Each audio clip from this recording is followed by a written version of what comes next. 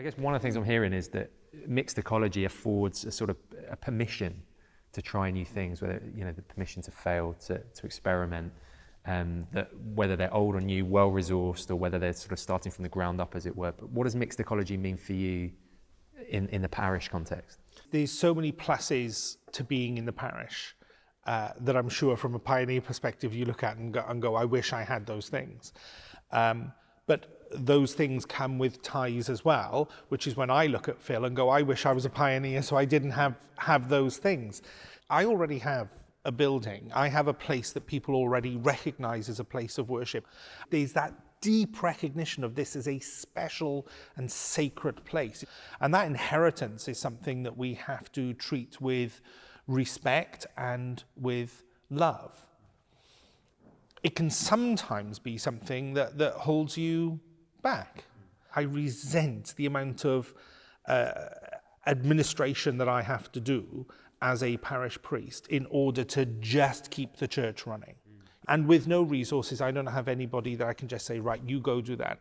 Which means that all of the training that I've received and all of the stuff that I get from CCX, I would love to do.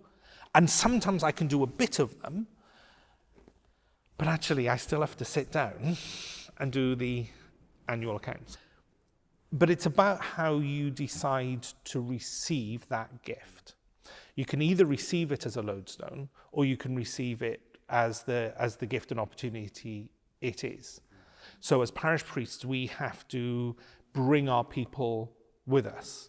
And so if we bring cynicism into our parishes, if we bring defensiveness, if we bring this is a lodestone and I can't get away with it, then that is the culture that will, and it is possibly already there and is inherited. But we can change that. The way that we respond to something speaks to our character, and that character speaks to the culture of the parish. And that takes time. And that's the joy of being a parish priest, because I can invest in a place, in a community for a long period of time. But that depth gives me great strength.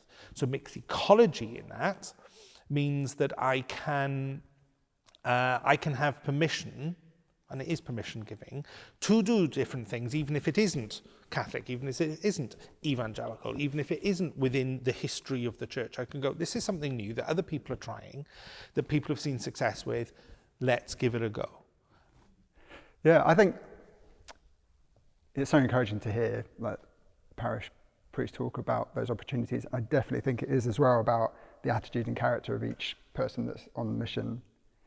I think it's so key for us in pioneering that there is permission to fail in what we're doing.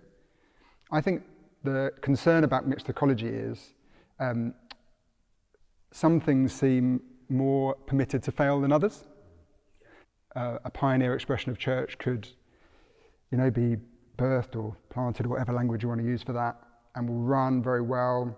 And then if it gets into trouble, because it is seen as pioneering and new, I think there's probably more permission than if we looked at a church with a building, either a resource church or a parish church, which, if you were to look at it, you would say this is in real trouble, it is failing. I don't think the permission is there as much for that to fail as it is for the pioneer expressions to do.